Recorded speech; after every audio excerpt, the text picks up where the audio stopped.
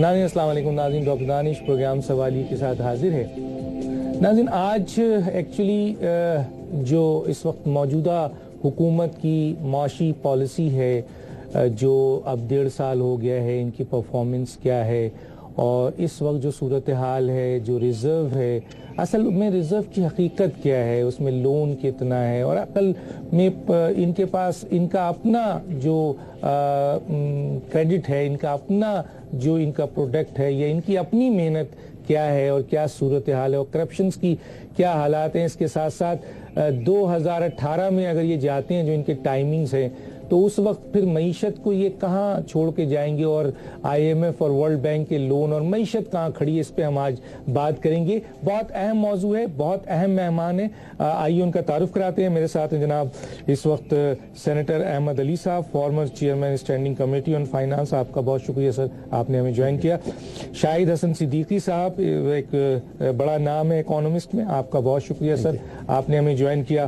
اور ابراہیم مغل صاحب ہیں، بڑا نام ہے، وہ بھی اینالسٹ ہے، ہمارے ساتھ اس وقت لاہور سے ہیں. آپ کا بہت شکریہ سر، آپ نے ہمیں جوائن کیا. میں سر سب سے پہلے جو بات شروع کروں گا وہ شاہد حسن صاحب سے شروع کروں گا. شاہد حسن صاحب، موجودہ حکومت کو 1.5 سال ہو چکا ہے، تو کیسے دیکھتے ہیں ان کی اکنامک پرفارمنس کو، آپ کس طرح دیکھتے ہیں اس وقت؟ شکریہ. مختصراً میں یہ عرض کروں گا کہ ان 1.5 برسوں میں معیشت کی جو اوورال پرفارمنس ہے، کارکردگی ہے، اس کو نرم الفاظ میں کہیں گے انتہائی مایوس کن. بیشتر جو اہم ترین اہداف انہوں نے اپنے خود رکھے تھے، جو کہ بہت کم تھے، وہ پچھلے سال حاصل نہیں ہوئے اور اس سال بھی نہیں ہوں گے. جس میں خاص طور سے اگر آپ دیکھیں ٹیکسوں کی وصولی، بجٹ خسارے کا ہدف سے زیادہ رہے گا. اس کے بعد اگر آپ اور دیکھیں تو عوام کی حالت خراب ہوئی، برآمدات نہیں بڑھیں. انرجی کے سیکٹر میں جو انہوں نے اصلاحات کا وعدہ انتخابی منشور میں کیا تھا اور ٹیکسوں کے ضمن جو انتخابی منشور میں وعدے تھے، نہیں، نہ صرف یہ کہ اس پر عمل نہیں کیا بلکہ اس سے انحراف کیا، اس سے الٹے اقدامات اٹھائے. تو اس کا مطلب یہ ہے کہ آپ نے، اگر میں یہ سمجھتا ہوں کہ جس انتخابی منشور کی بنیاد پر آپ آئے تھے، اگر بنیادی طور پر اس سے انحراف کریں تو آپ کا پھر حکومت کو کرنے کا جو اختیار ہے، میرے خیال سے مینڈیٹ وہ رہتا نہیں ہے. پھر اب ایک اور تو معیشت تو آپ ٹھیک نہیں کر سکے، تو پھر آپ نے لیپا پوتی اپنائی، یعنی اعداد و شمار کو غلط اور خوشنما بنا کے پیش کیا. مثال کے طور پر جو ہے آپ نے شرح نمو کا ہدف انہوں نے بڑھا کے بتا دیا جو اس سال پچھلے سال حاصل ہوا. اور جیسے آپ پروگرام سے پہلے سرکولر ڈیٹ کی بات کر رہے تھے، تو انہوں نے پچھلے سال 28 جون 2013 کو بینک کھلوا کے سرکولر ڈیٹ ایڈجسٹ کر دیا تاکہ پچھلے سال کا ان کے آنے سے پہلے بجٹ خسارہ 480 ارب روپے جو دیا تھا پری آڈٹ اور پوسٹ آڈٹ، اس کا نہیں ہوا. اس پہ تو جو تحفظات اپنی جگہ، لیکن بجٹ خسارہ تو آپ نے پچھلی حکومت کو بڑھا دیا. اور جب 30 جون 14 آیا تو آپ نے وہ ایڈجسٹ نہیں کیا، تو پھر تو آپ کہیں گے جی میرا بجٹ خسارہ کم ہو گیا. تو حالانکہ اب آپ کو پتا ہے کہ 370 ارب روپیہ آلریڈی اس میں جمع ہو چکا ہے. تو سر اگر ایک بات یہاں پوچھنا ہے کہ جی یہ جو سرکولر ڈیٹ تھا 480 ارب IPPs کو انہوں نے اٹھا کر ایک دم دے دیا. آڈیٹر جنرل صاحب سے میری بات ہوئی تھی، انہوں نے کہا کہ پری آڈٹ نہیں کیا ہے اور پوسٹ آڈٹ کے لیے ہم نے کہا وہ بھی نہیں ہوا ہے. تو یہ کرپشن کے زمرے میں آئے گا، ان کا یہ خیال ہے؟ فائنینشیل کرپشن بھی ہو رہا ہے اور انٹلیکچوئل کرپشن بھی ہو رہا ہے. سرکولر ڈیٹ میں سے جو پیسے دیے گئے تھے بغیر آڈٹ کے، اس میں کچھ من پسند افراد کو حسب منشا دیے گئے تھے جو کہ نہیں ہونا چاہیے تھا. اچھا، آپ نے حسب منشا میں اس شخص FBR نے کہا ہے کہ جناب یہ جو آپ 17% ٹیکس دیتے ہیں تو حکومت کو 4% مل رہا ہے. اس کا مطلب یہ تھا کہ 4% اگر آپ GST لگائیں تو آپ اندازہ لگائیے کروڑوں لوگوں کو کتنا فائدہ ہوگا. لیکن حکومت کو 4 ہی مل رہا ہے اور آپ نے 17 سے اٹھا کے 22 کر دیا پیٹرول کے ضمن میں. تو یہ جو استحصالی پالیسیاں ہیں اور یہ غلط بیانیاں ہیں، یہ ہمیں لے کے ڈوب جائیں گی. مثلا میں ایک ریکارڈ پر آپ کو بات بتاتا ہوں. ایک خط جو ہم نے IMF کو لکھا قرضہ لینے کے لیے 19 اگست 2013، اس میں یہ لکھا ہے، اسحاق ڈار صاحب کے بھی دستخط ہیں، گورنر اسٹیٹ بینک کے بھی ہیں. اس میں یہ لکھا ہے کہ یہ جو ہم نے کونسل آف کامن انٹرسٹ کی حالیہ دنوں میں ایک میٹنگ بلائی تھی، حالیہ دنوں میں اس میں یہ فیصلہ کیا گیا تھا صوبوں کی منظوری سے اور صوبوں کی لیڈرشپ، جس میں تحریک انصاف بھی آ گئی، KP بھی آ گیا، پنجاب بھی آ گیا، دوسرے بھی آ گئے، کہ 3 سال تک بجلی کے نرخ اور گیس کے نرخ بڑھائے جائیں گے. اب سوال یہ کہ کسی میٹنگ میں یہ فیصلہ نہیں ہوا، منٹس میں تو ہے ہی نہیں. تو اگر آپ آئی ایم ایف کو غلط بیانی تحریری طور پہ کر سکتے ہیں تو وہ تو آپ دیکھیں نا, یہ تو بہت بڑا کرائم ہے. تو جب آپ قوم کے ساتھ کریں گے تو اس کو دھوکہ ہی دھوکہ ہر جگہ موجود ہے. میں آگے آپ سے بات کروں گا. جناب سینیٹر صاحب, کیسے دیکھ رہے ہیں موجودہ معیشت کو؟ بقول اسحاق ڈار صاحب اور نواز شریف صاحب وہ بہت خوش ہیں کہ معیشت پاکستان کی اس وقت بہت مستحکم ہے. میں آگے چل کے ریزرو پہ بھی بات کروں گا. دیکھیں, کہنے سے تو کوئی فرق نہیں پڑتا, اصل چیز وہ ہوتی ہے کہ ڈاؤن دا لائن کیا رزلٹ آ رہے ہیں. رزلٹ تو ایسے نہیں نظر آ رہے کہ جو کلیم کرتے ہیں وہ نظر آئیں, نیچے تو وہی حالت خراب ہے. اب سوال یہ پیدا ہوتا ہے کہ میں خود اپنے فگرز کو جگل کر دوں, جسے ہم جگلری آف دا فگرز کہتے ہیں, تو آپ کچھ بھی بنا سکتے ہیں نا اس کے ذریعے. تو اب آپ اس کو دیکھیے کہ وہ فائنانس سیکریٹری جو اچھا نہیں گنا جاتا تھا, وہ کتنے دن سے وہاں پہ موجود ہے, کیونکہ وہ شاید اس کا پارٹ بن چکا ہے. جو کہتے ہیں وہ وہی کچھ کر کے پروڈیوس کر دیتا ہے. آئی ایم ایف کی بات جہاں تک ہے, آپ اس بات کو یاد رکھیے کہ آئی ایم ایف ہمیشہ آپ سے نیگوشیٹ کرتا ہے, اچھے برے دونوں پوائنٹ کرتا ہے, اور پھر ایک لائن ڈرا کر لیتا ہے کہ یہاں تک ہم جائیں گے اور یہاں تک یہ جائیں گے. اب اگر آپ فگرز غلط پروڈیوس کر رہے ہیں تو ان کا تو آئی ایم ایف کا تو قصور نہیں ہے, کیونکہ پہلے بہت عرصہ پہلے وہ یہ ڈکلیئر کر چکا ہے کہ پاکستان گورنمنٹ ہمیں غلط فگرز دیتی ہے, لیکن اس کے بعد اس کے حالات اسی پہ موجود رہے. حالات اب یہاں پہ آئے ہیں. اب آپ یہ بات کر لیں کہ ملک کے کیا ریزروز ہیں, آپ بانڈ بنا رہے ہیں, آپ یورو بانڈ بیچ رہے ہیں. دنیا میں تو میں نے آج تک نہیں سنا کہ 8% یا 7% پہ کوئی ڈالر کے بانڈ بک رہے ہوں. مگر یہ ایکسٹرا آرڈینری پہ جا کے قرضہ لینا, کبھی کسی نے آج تک سوچا کہ 1.3 یا 1.4 ٹریلین آپ پہ قرضہ ہو چکا ہے آپ کی پبلک پہ؟ کون پے کرنے جا رہا ہے اس قرضے کو؟ آپ بجٹ کی بات کرتے ہیں, آپ بجٹ کا 50% تو صرف ڈیٹ سروسنگ میں ادا کر دیں گے. جب اتنا آپ ڈیٹ سروسنگ میں ادا کر دیں گے تو آپ کے پاس باقی بچے گا کیا؟ پھر یہی ہوگا کہ ابھی آپ نے آئل کرائسس کی طرف ذرا سا دھیان دے, تھوڑا سا دے لیں تو آپ کو نظر آئے گا بہت کلیئر کہ وہ منسٹر کہتا ہے کہ میں رسپانسبل نہیں ہوں, وہ کہتا ہے میں رسپانسبل نہیں ہوں, فائنانس منسٹر کہتی ہے میں رسپانسبل نہیں ہوں. کسی نے سوچا کہ آئی ایم ایف کو جب آپ نے فگرز دیے ہیں تو آپ نے یہ کہا ہے کہ ہم جناب امپروو کر رہے ہیں, ڈیٹ سے ہم اپنا کم کر رہے ہیں, اور وہ کم کیسے کر رہے ہیں کہ آپ نے 200 بلین ایک آئی ٹی کو ایک جگہ پیمنٹ نہیں کیا. جب ایک کو پیمنٹ نہیں کریں گے, ایل سی جب ڈیفالٹ میں جائیں گے, ڈس آنر ہوں گے, تو آئل امپورٹ نہیں ہوگی. کیسے کہتے ہیں کہ آپ ذمہ دار نہیں ہے فائنانس منسٹری؟ آپ اب کیوں دے رہے ہیں پیسہ ان کو؟ اب آپ کیوں دے رہے ہیں؟ اب کیسے ایک دم آپ سمجھتے ہیں کہ مین رسپانسبل جو ہیں وہ اسحاق ڈار مین رسپانسبل منسٹری آف فائنانس ہے. اگر وہ نہیں ہے تو اب ان کو پیسے نہیں دینے چاہیے. اب کیوں دے رہے ہیں؟ پہلے روکا, آئی ایم ایف کے لیے ایک فگر پیش کی, جب وہ فگر پیش ہو گئی, جو کام ہونا تھا وہ ہو گیا, ملک میں کرائسس آ گیا. اب اس کو ڈیٹ سروسنگ کی طرف اسی کو دیکھ کے چل, ڈیٹ سروسنگ کی طرف چلے. اب جب ڈیٹ سروسنگ کی طرف جا رہے ہیں تو آپ کو یہ اندازہ ہو رہا ہے کہ پہلے مشرف کے دور میں ایک ڈیٹ سروسنگ کریٹ ہوئی, اس کو اس نے آگے بڑھ گیا, نہیں پے کیا, پورا 5 سال گزار دیے, انہوں نے پے کیا, لیکن پھر وہ کھڑا ہو گیا. اس کی وجہ کیا ہے؟ اس کی وجہ یہ ہے کہ آپ پیمنٹ روکتے ہو, جیسے لوگ اکثر انڈسٹری میں کرتے ہیں کہ غریبوں کے پیمنٹ روکتے ہیں اور وہ اپنا سرپلس دکھاتے ہیں, حالانکہ فیکچولز پہ یہ نہیں ہوتا. یہ سب آئی ایم ایف کو دکھا دیتا ہے. اور دوسری ایک بہت اہم بات میں ابراہیم مغل صاحب کی طرف جانا چاہوں گا کہ P S O Pakistani budget یعنی 1.3 ٹریلین جو ہے وہ کما کے دیتا ہے, اور 30% پاکستانی بجٹ کا وہ حصہ ہے, اور اس کو ایڈہاکزم سے یہ چلاتے ہیں. بتائیے, کوئی پرماننٹ ایم ڈی وہاں نہیں ہے اور اس کو چلایا جاتا ہے. ابراہیم مغل صاحب کیسے پرفارمنس دیکھ رہے ہیں؟ 1.5 سال کا عرصہ, یعنی 1 سال 8 مہینے 9 مہینے, لیکن ہم اسے 1.5 سال کا عرصہ دیکھتے ہیں. کیسے دیکھتے ہیں ان کی پرفارمنس کو, ان کی کرپشنز کو؟ ڈاکٹر صاحب بہت مہربانی.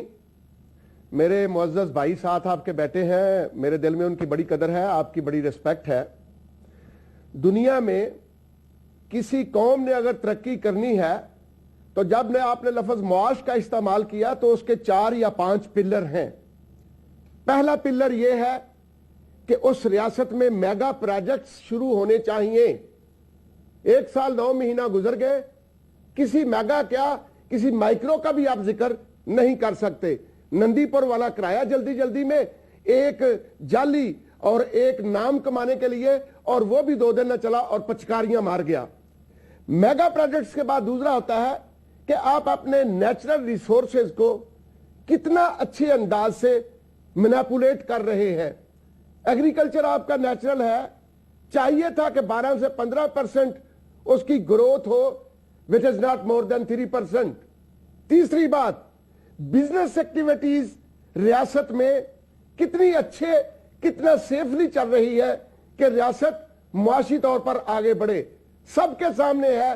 ہم کہتے ہیں یہاں دہشت گردی بڑھی ہے اس لیے ہماری شرح نمو نہیں بڑھ رہی. ظالموں, یہاں تو دہشت گردی بڑھی ہے, شرح نمو نہیں بڑھ رہی. افغانستان جس کے اندر دہشت گردی ہے اس کی شرح نمو آپ سے زیادہ ہے, تو آپ کو شرم نہیں آتی اس بات کو کہتے ہوئے؟ چوتھی چیز, بزنس ہو رہا ہے یا نہیں ہو رہا؟ آپ بھی جانتے ہیں, میں بھی جانتا ہوں کہ یہاں ٹریڈر رہ رہے ہیں, انڈسٹریلسٹ, مینوفیکچرر یا بزنس ایکٹیویٹی کے لوگ زیادہ دلچسپی نہیں لے رہے. اور 5واں اس کا پلر ہے کہ ریاست کے ٹوٹل ریسیٹس جو ہوں گے اس میں سے 40% ڈیولپمنٹ پہ جائے گا, 60% نان ڈیولپمنٹ پہ جائے گا, جبکہ یہاں 17% ڈیولپ پہ جا رہا ہے, 83% نان ڈیولپمنٹ اور گل گپارے میں اور گل شدے اڑائے جا رہے ہیں. آپ نے یہاں آئی ایم ایف کا ذکر کیا. ڈاکٹر صاحب, آئی ایم ایف کی آج دو دن میں بھی ایک قسط ملنے والی ہے 55 کروڑ روپے کی. یہ جو آئی ایم ایف ہے, انٹرنیشنل مانیٹری فنڈ, یہ آپ کو یہ تو کہے گا کہ گیس مہنگی کرو, یہ آپ کو یہ بھی کہے گا کہ بجلی مہنگی کرو. یہ کیوں نہیں کہتا؟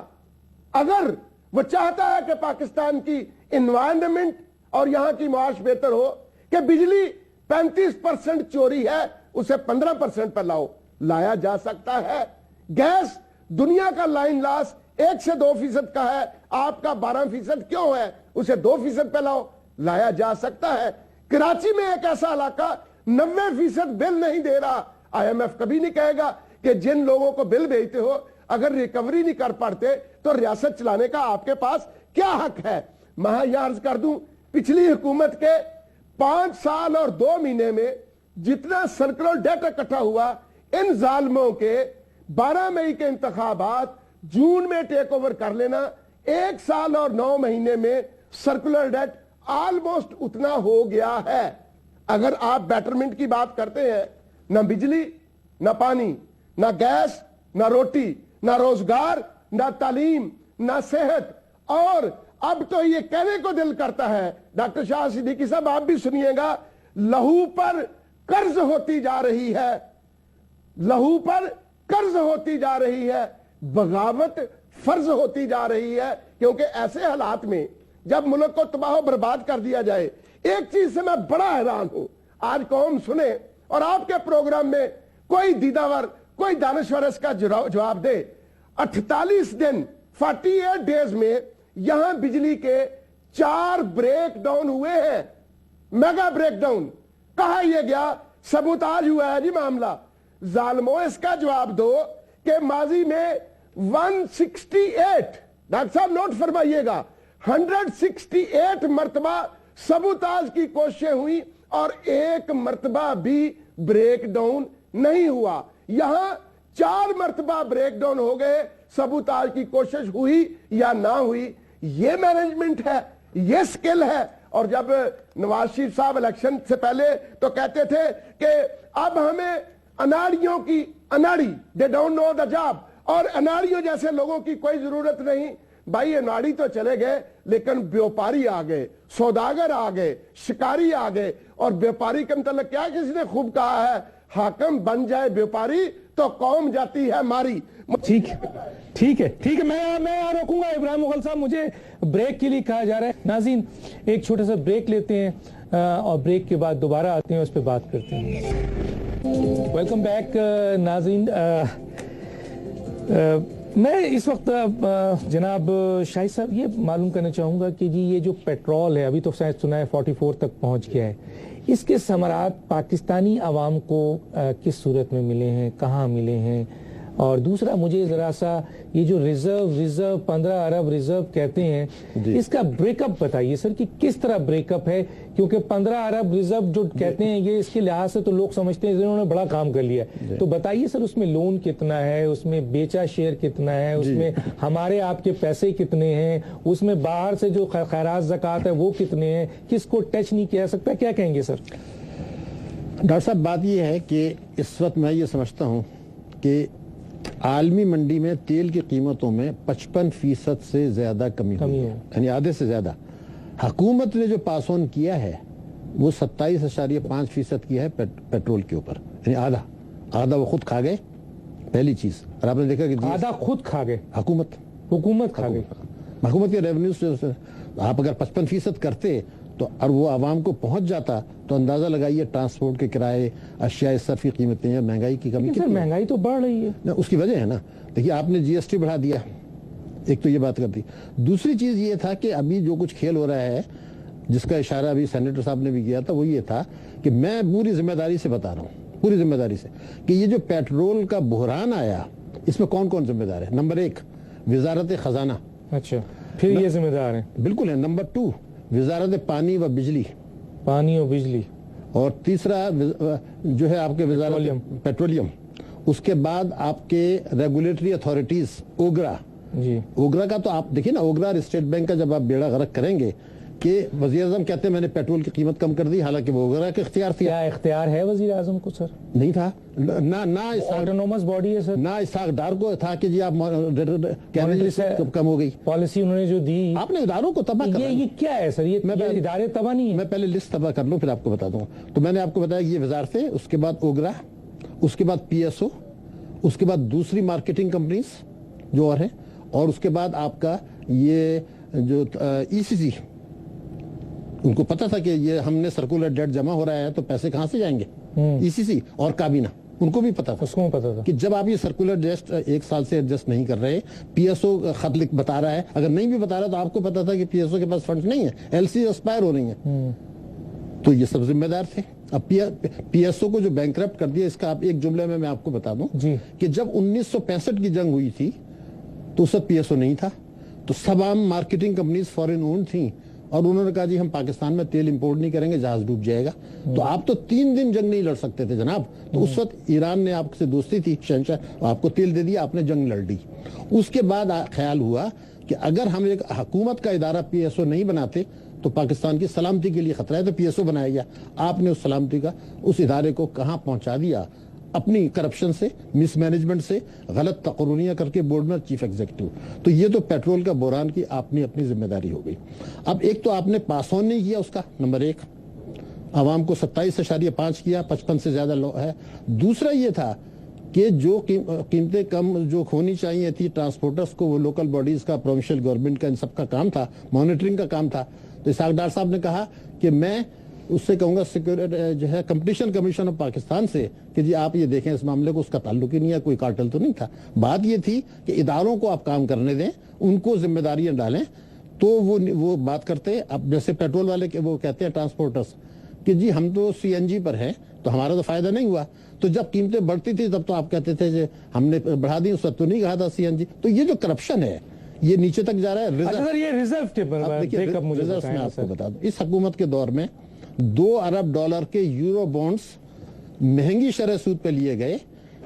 یہ یورو بانڈ آگے 2 ارب کے $2 ارب باقی، اور اتنی مہنگے شروط پہ لیے گئے کہ یہ میں سمجھتا ہوں کہ پاکستان کے سیاستدانوں کا اور جنہوں نے قومی دولت لوٹی ہے انہوں نے پیسہ لگایا ہے۔ امریکہ میں تو یہ پیسہ 1.8% پہ رکھا ہوا تھا۔ یہ پیسہ جو یورو بانڈ $2 ارب ہے، یہ پاکستان کے سیاستدانوں کا لوٹا ہوا پیسہ ہے سر؟ ان کا پیسہ ہے۔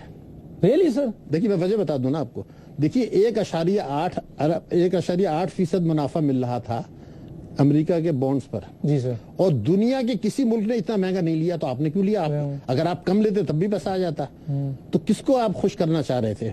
اب وہ بڑے صنعت کار جنہوں نے قرضے معاف کرائے، لوٹا ہے، سیاستدان، حکمران۔ $2 ارب ان کا ہو گیا، اور اسے آپ خرچ نہیں کر سکتے۔ نہیں پیسے تو کھا پی کے برابر ختم کر دیا، ریزروز میں آ گیا نا.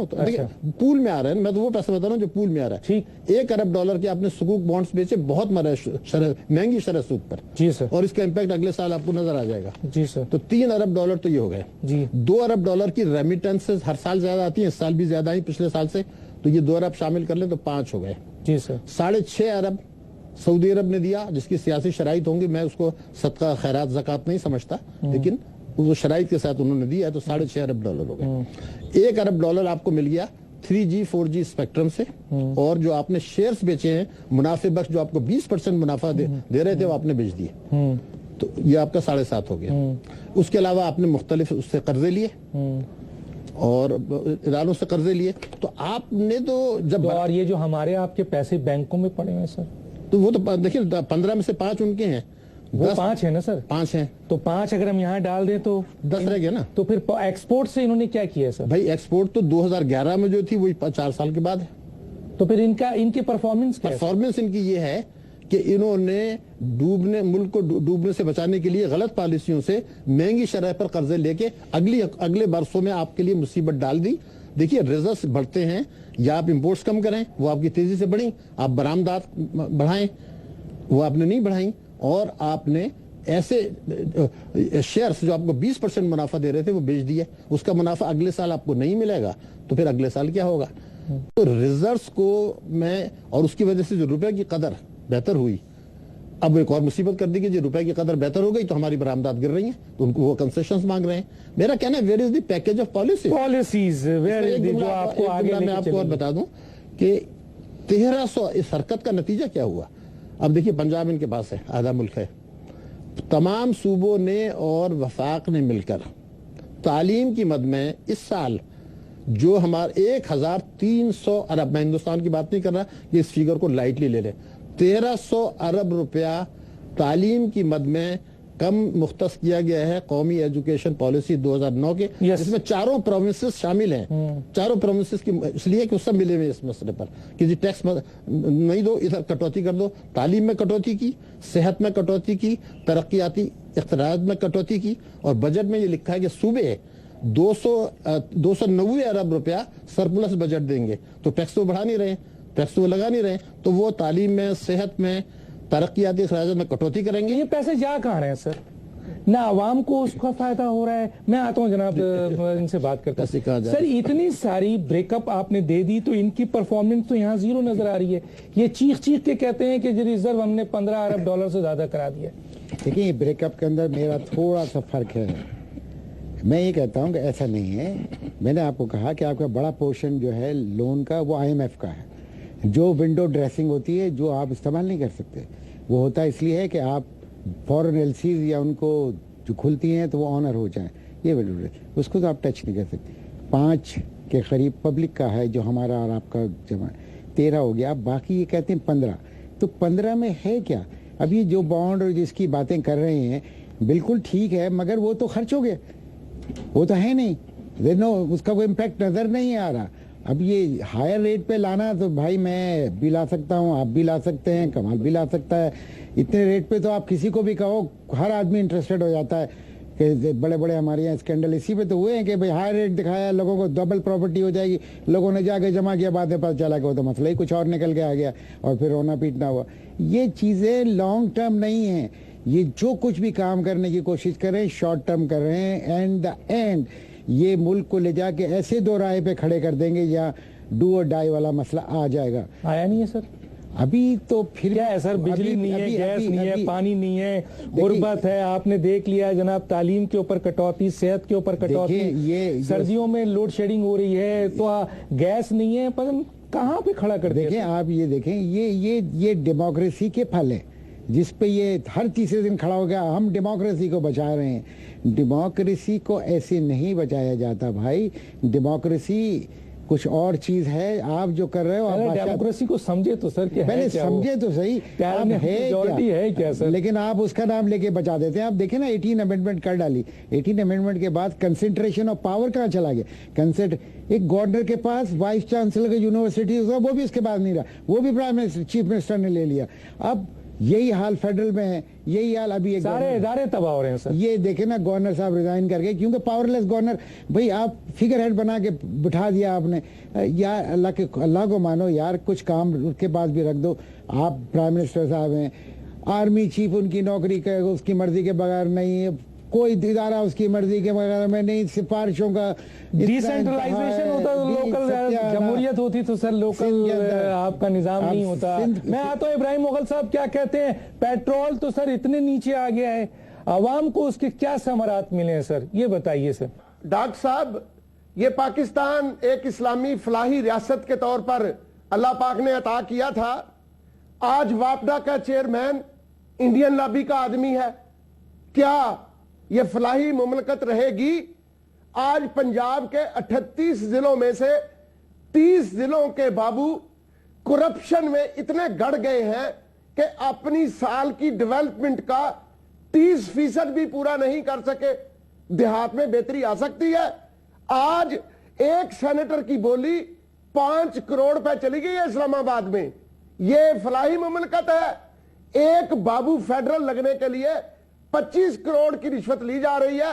سنا یہ جا رہا ہے کہ پیٹرولیم کا سیکٹری جو نکالا ہے وہ کہتا پھر رہا ہے کہ 25 کروڑ روپے دے کے لگا تھا, ابھی 10 کروڑ بھی پورا نہیں کیا, میری چھٹی کرا دی گئی ہے, میں بقایا پیسے کہاں سے پورے کروں گا. سن لیں ڈاکٹر صاحب, آج 15.45 ڈالر اگر آپ کا ریزرو ہے, اس میں سے 1.5 ارب ڈالر بے نامے ہیں کہ وہ استعمال صرف تب ہوں گے جب پرائم منسٹر اجازت دیں گے. وہ کس کے ہیں؟ وہ بے نامے ہیں, وہ ہنڈی سے آئے ہیں, جس ہنڈی کو ہم برا سمجھتے ہیں. 8.5 ارب ڈالر ہم نے بیرونی IMF سے سکوک اور یورو بانڈ لیے. جب سے دنیا بنی ہے, اللہ ایسے حکمرانوں کو غرق کرے, اللہ ایسی چھوٹی داڑے والے کو بھی نجات دلائے. 60 ڈالر سے ظالم نے 7.5% قرض پر میری قوم کو جکڑا ہے. قرض میں 7.5%, استغفر اللہ, 1.5% کی بات ہوتی ہے. تیسری چیز 6 ارب ڈالر قوم کے ہے. میں ڈاکٹر صاحب ایک چیز واضح کرنا چاہتا ہوں. سن 2000 میں تیل کی کمپنیوں سے میٹنگ ہوتی ہے حکومت کی, وہ کہتے ہیں ہمارا منافع جو فی لیٹر پیسوں میں ہے اسے روپوں میں کرو. وہ روپوں میں 2-3 روپے کر دیا جاتا ہے.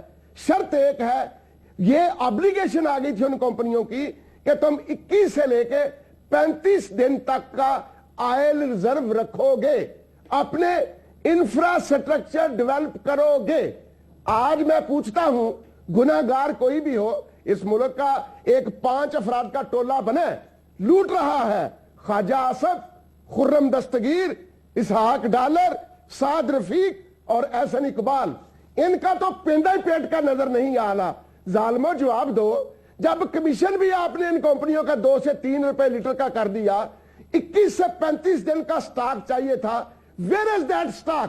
لیکن اگر خاقان عباسی جیسے آ جائیں کہ وہ PIA سے اپنی ایئر بلو یا بلو ایئر بنا لیں, خاقان عباسی آ جائیں, PIA کا بیڑا غرق, ایئر بلو زندہ باد. ابھی سنا جا رہا ہے کہ وہ اس کا بھی بیڑا غرق کر کے PSO کا which is doing 60%, 60% بزنس کا وہ کرتا ہے. وہ خاقان عباسی صاحب کا ذہن ہے کہ میرے بیٹے کی فرمائش ہے کہ میں ایک پیٹرولیم کمپنی کا مالک ہوں, لہذا اپنے 1 کلو گوشت کے لیے پوری گائے ذبح کرنے والے یہاں اگر موجود رہیں گے تو میں اور آپ معاشی طور پر کیسے ترقی کریں گے. 113 ڈالر کا تیل تھا, ایک بیرل میں 160 لیٹر ہوتے ہیں, آج اس کی قیمت 47 ڈالر فی بیرل ہے کروڈ کی. وہ اگر روپے بنائے جائیں تو 4,700 یا 5,000 روپیہ بنتا ہے. 5,000 روپے کو 160 لیٹر یعنی ایک بیرل پر تقسیم کر لیں, تیل کی قیمت 31 روپے 25 پیسے آتی ہے. اس میں آپ 10 روپے اور ڈال رہے, 41 روپے ہو گئے. 86 روپے میں ڈیزل بک رہا ہے, 78 روپے میں پیٹرول بک رہا ہے. گویا اگر ایسی قوم جو سالانہ آپ کو 2,600 ارب روپے کا ٹیکس بھی دے رہی ہے اور اس کو بھی وہ ایسے ہاتھ پھیلا کے کہ 40 روپے والی چیز 86 روپے کی دے دو, پھر بھی آپ کہیں کہ ہم نہیں دیتے, تو اس سے بڑی سینہ زوری, میگا کرپشن اور اس سے بڑی سینہ زوری کیا ہے؟ میں ایک بریک پہ جاؤں گا ناظرین. ایک چھوٹا سا بریک لیتے ہیں پھر واپس آتے ہیں.